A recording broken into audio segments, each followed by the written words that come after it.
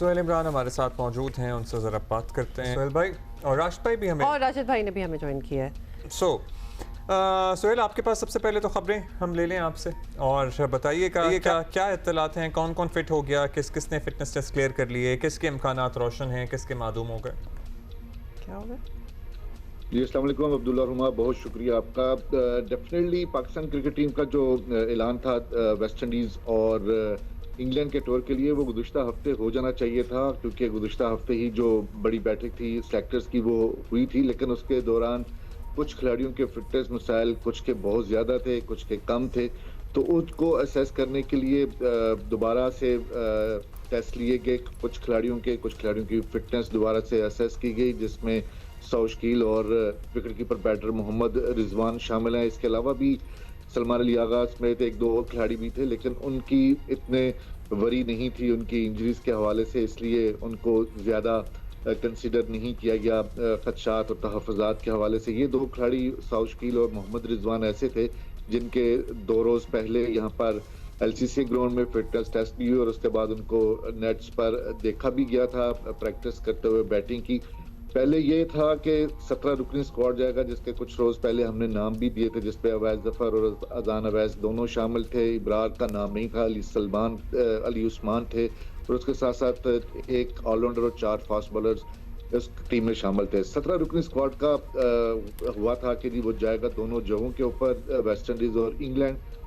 और लेकिन अभी हमें जो कल डेवलपमेंट जो पता चली रात के वक्त, वो ये थी कि अब शायद 17 रुकनी स्क्वाड ना हो बल्कि 16 रुकनी स्क्वाड जाए वेस्ट इंडीज, और जब इंग्लैंड का टूर हो तो उस वक्त उसको 17 रुकनी कर दिया जाए। तो इस तरह अब जो साउथ शकील हैं उनके बारे में पता चला, ये अभी हतमी नहीं है, लेकिन हमें जो ज़राए ने बताया कि साउथ शकील शायद ट्रैवल नहीं करेंगे पाकिस्तान स्क्वाड के साथ वेस्ट इंडीज के लिए, लेकिन जब इंग्लैंड का टूर होगा जिसमें 3 टेस्ट मैचेस होंगे और वो 19 अगस्त से शुरू होना है, तो उसमें उनको शामिल किया जा सकता है। जहां तक कप्तानी की बात है, इसका फैसला जो है वो करना है चेयरमैन PCB ने। उन्होंने जो स्टेक होल्डर थे दूसरे, जिसमें थिंक टैंक था, सेलेक्टर्स थे, टीम मैनेजमेंट के अराकीन थे, कोचेस थे, उनसे राय जरूर मांगी थी शान मसूद को हटाने के लिए, ताकि नए कप्तान को लाया जाए।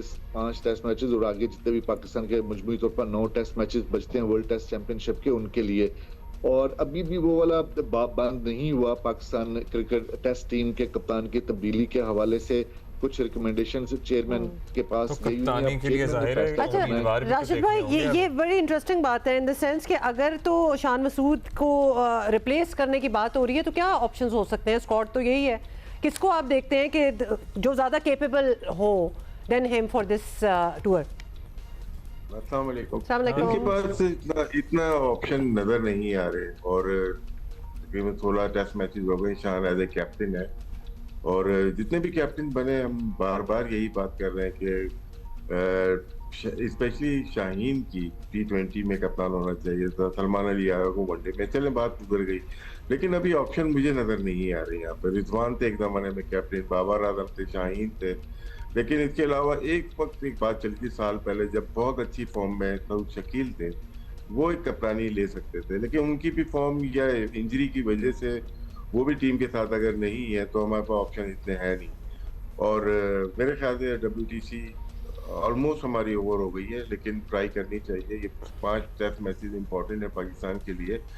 मेरे ख्याल से जो फैसला पाकिस्तान क्रिकेट बोर्ड या जो आपकी हाई कमान है वो करना चाहती है, वो लगता है ऐसे ही है कि कंटिन्यू करेंगे शान मसूद को। सोहेल आपके पास क्या इत्तलात हैं? अगर शान मसूद नहीं तो कोई और ऑप्शंस हैं? जी ऑप्शंस डेफिनेटली हैं, लेकिन उन दोनों खिलाड़ियों के साथ जो हमारे ज़राए कहते हैं वो अभी तफसीली कोई इस तरह की बातचीत नहीं हुई। जिस तरह राशिद भाई भी कह रहे हैं, वैसे भी खबरें यही आ रही थी कि अब वक्त बड़ा कम रह गया। अगर आपने 20 मई को, 21 मई को, 22 मई को ये फैसला कर लिया होता, जब आप 2 टेस्ट मैचेस बांग्लादेश से हारे थे, उस वक्त कुछ और सूरत हाल थी। उसके बाद चीज़ें ऐसी इन्वॉल्व हुई, कुछ लोगों के उनको तजावीज़ भी आ गई कि नहीं उनको रिटेन करना चाहिए, उनकी अपनी परफॉर्मेंस अच्छी है, तो फिर उतना फैसला आसान नहीं रहा। ऊपर से वक्त बड़ा कम रह गया। ऑप्शन जहाँ तक है, पहले सलमान अली आगा का नाम लिया जाता रहा, लेकिन हमें जो ज़राए बताते हैं कि सलमान अली आगा के साथ इस हवाले से जो खबरें आई थी पहले कि जी उन्होंने इनकार कर दिया, वो बनना नहीं चाहते, उनसे अभी तक पाकिस्तान क्रिकेट बोर्ड का जो आला ओहदेदारान है उन्होंने कप्तानी के हवाले से, उनको कप्तानी सौंपने के हवाले से, जो कल रात तक की सूरत हाल है वो यही थी कि उनके साथ कोई बातचीत नहीं की गई। इसके साथ साथ जो तजवीज़ दी गई थी, अच्छा सोहेल, इस टूर के लिए वो बाबर आजम का नाम भी शामिल था। अच्छा, इस टूर के लिए वाइस कैप्टन की हो गई है कोई अनाउंसमेंट? ये बड़ा वैल्यू रखेगा जाहिर है वाइस कप्तान जो भी होगा। जी अब्दुल्ला रुमा भी तो टीम का ऐलान ही नहीं हुआ, स्क्वाड का ऐलान ही नहीं हुआ। रिकमेंडेशन कोई आ रही है? नहीं, अभी नायब कप्तान के हवाले से कोई रिकमेंडेशन नहीं है, क्योंकि उससे पहले साउथ शकील नायब कप्तान रहे हैं, और अगर वो साउथ शकील, जिस तरह राशिद भाई ने भी जिक्र किया, अगर उनकी फॉर्म अच्छी होती, पिछले 4 टेस्ट मैच स्पेशली जो बांग्लादेश का जो टूर गया है उसमें अगर उनकी परफॉर्मेंस होती तो उनको कंसीडर किया जा सकता था। लेकिन अब तो जो लग रहा है कि वो तो शायद 16 रुकनी स्क्वाड में भी शामिल ना हो, जिसने वेस्ट इंडीज का टूर करना है। ये टीम का अनाउंसमेंट यही था कि इस हफ्ते हो जाना चाहिए था, लेकिन चेयरमैन की मंजूरी के बाद ही अनाउंसमेंट होना, और उसके साथ ही कप्तान और वाइस कप्तान के नाम भी सामने आएंगे। अच्छा, वाइस कैप्टन का होना कितना ज़रूरी है, कितना फ़ायदेमंद हो सकता है? राज भाई, आपका इतना वसी तजर्बा इतने बड़े टूर के लिए, और माजी में हम देखते आए हैं कि इंजमाम के बाद यूनुस खान थे, बिल्कुल अलग अलग दौर में डिफरेंट चेयरमैन आए, कभी रखे कभी नहीं रखे, और ज़रूरी होता है वाइस कैप्टन का होना, क्योंकि आपको पता चल जाता है कि ये कैप्टन है। हमारे ज़माने में जावेद नियाज़ कैप्टन थे, उनके नाइब थे सलीम मलिक थे, सबको पता था उनके बाद जो रिप्लेस करेंगे वो यही होंगे। लेकिन हमारा वक्त बदलता रहता है। वाइस कैप्टन बहुत इम्पोर्टेंट इसलिए नहीं है कि हमने उसको रिपीट नहीं किया, उनके बाद फौरन वसीम अकरम को कप्तान बना दिया गया, तो उसके बाद वकार यूनुस बन गए। तो जो नाइब कप्तान होता है, वाइस कैप्टन होता है, ज़रूरी नहीं कि वो कप्तान बने। अगर तो ये टूर के लिए सिर्फ बनाना है तो बहुत फायदे नहीं होते। अगर लॉन्ग टर्म देखना होता है, अगर बाहर की टीम देखती है कि स्टीव वॉ के बाद हम रिकी पॉन्टिंग को लेके आएंगे, वो आया रिकी पॉन्टिंग या माइकल क्लार्क, तो ये अगर आपकी सोच हो तो बेहतर है। और हर टूर के ऊपर हमारा डिफरेंट वाइस कैप्टन होता है, और जो कि मुनासिब नहीं टीम के लिए भी, उस प्लेयर के लिए भी जो कि बाद में कप्तान ना बन जाए। अच्छा, वाइस कैप्टन होता है तो अगली आने वाली जो सक्सेशन होती है ना, उसके लिए सियासत आपको लगता है कम हो रही होती है, क्योंकि एक मौजूदा टीम में एक कप्तान होता है, उसके अलावा साबिक 3 कप्तान एटलीस्ट खेल रहे होते हैं, सो एक खिचड़ी सी पकी रहती है, एक वो इख्तियारा, एक तनाव सा रहता है। आपको लगता है ड्रेसिंग रूम में इसकी वजह से अगर वाइस कैप्टन हो और उसकी मजबूत जगह हो तो वो ज़रा हायरार्की क्लियर हो जाती है? देखिए, कैप्टन वाइस कैप्टन दोनों ना, मतलब कि बोर्ड की मर्जी से बनते हैं। इसमें प्लेयर जितनी मर्जी अपनी पॉलिटिक्स कर लें, लेकिन चेयरमैन या जो क्रिकेट अथॉरिटी होती है वो जिसको चाहे वो देखते हैं कि कौन सा प्लेयर हमारे लिए बेहतर हो सकता है, कि कोई कंट्रोवर्शियल बयानात अपने स्टेटमेंट, अपनी प्रेस कॉन्फ्रेंस में ना दे, कोई ऐसा इंसिडेंट ना हो जाए जिससे पाकिस्तान का नाम बदनाम हो, तो वो चूज करते हैं इस तरह का कैप्टन। और इसमें पॉलिटिक्स बिल्कुल होती है। पास में आपने देखा होगा बहुत सारे कप्तानों को, बड़ा फेमस है यूनुस खान का 2009 के वर्ल्ड कप के बाद रिवॉल्ट हुआ उनके खिलाफ, और बहुत सारे रिवॉल्ट हुए हैं। तो इसमें पॉलिटिक्स चल रही होती है बिहाइंड द सीन, लेकिन क्रिकेट बोर्ड अथॉरिटी होता है, वो चाहता है कि उनके मर्जी का कप्तान बने जो लॉन्ग टर्म बेस पे हो। अच्छा, ये बताएं राशिद भाई कि बाबर आजम को भी ऑब्वियसली कंसिडर किया जा रहा है, सोचा जा रहा है इस टूर के लिए, तो और अगर कप्तान की बात हो ही रही है that who could be the captain if not Shan Masood, तो व्हाई नॉट बाबर आजम? बाबर आजम बड़ी मुश्किल से अपनी फॉर्म में वापस आए हैं, और वो इस टॉर्चर से गुजर चुके हैं। 2 साल में कप्तानी मिली नहीं मिली, फिर हटा दिया गया, फिर 2024 में वेस्ट इंडीज दोबारा उनको कप्तान बना के, तो वो उसमें फिर यहाँ पे उन्होंने दोबारा कप्तानी छोड़ी। तो मेरे ख्याल से वो ऐसा प्लेयर है जो कि फोकस कर रहा है अभी क्रिकेट के ऊपर।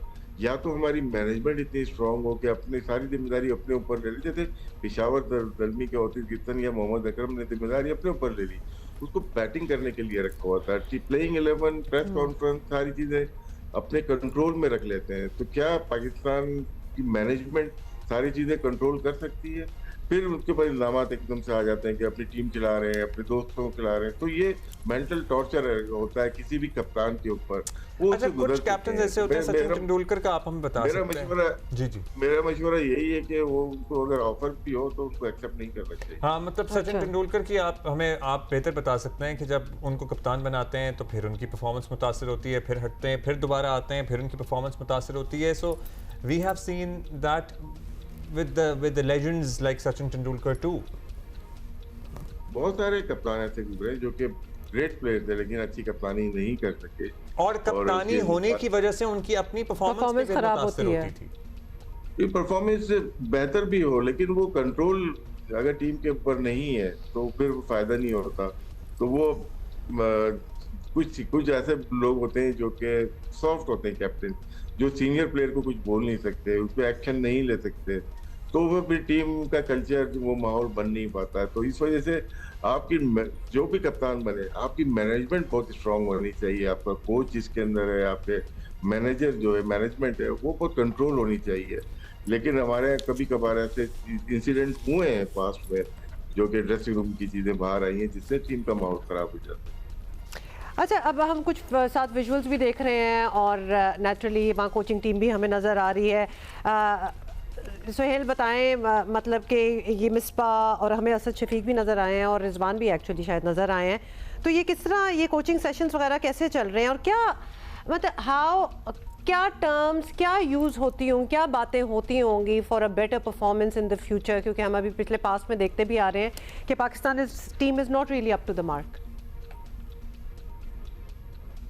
ये जो विजुअल्स आप देख रहे हैं इस वक्त स्क्रीन पर, ये जो एनसीए का रेड बॉल कैंप लगाया गया था, ये उसके हैं। और उस इसलिए लगाया गया था कि प्री सीजन ये कैंप लगाया गया था। गुज़िश्ता बरस director high performance Saqib Javed ने ये सिलसिला शुरू किया था, लेकिन पिछले साल बारिशें बहुत ज़्यादा हुई थी, जुलाई अगस्त में ये लगाया गया था, तो इतना ज़्यादा उसका फ़ायदा नहीं उठाया गया था। अब ये ड्राई सीजन था, इस दौरान ये कैंप लगाया गया सुबह भी और शाम को भी, और इस दौरान इन खिलाड़ियों ने जो सबसे ज़्यादा फोकस था वो फिटनेस और लंबे दुरानिये के मैचेस के ऊपर था। दो रोज़ा मैचेस भी यहाँ पर LCCA ग्राउंड में खेले गए।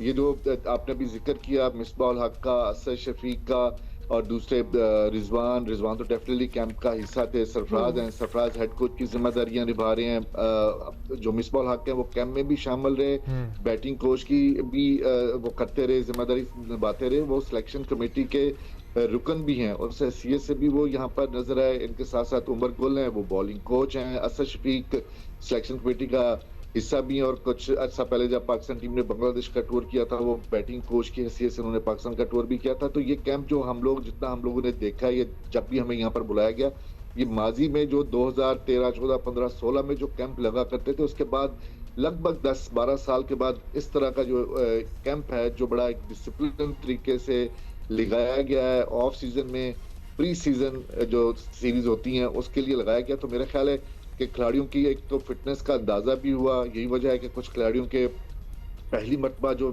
24 के करीब बताया जाता है कि जी एक मुख्तलिफ नौइयत के टेस्ट हुए और उन टेस्ट के बाद खिलाड़ियों को उनकी फिटनेस के बारे में बताया गया। तमाम खिलाड़ियों ने उसकी तारीफ भी की, जिक्र भी किया खास तौर पे। तो डेफिनेटली जो 2-3 प्लेयर्स हैं उनकी फिटनेस तो ऐसी है कि जो पिछले काफी अच्छे से वो उसको कैरी कर रहे थे।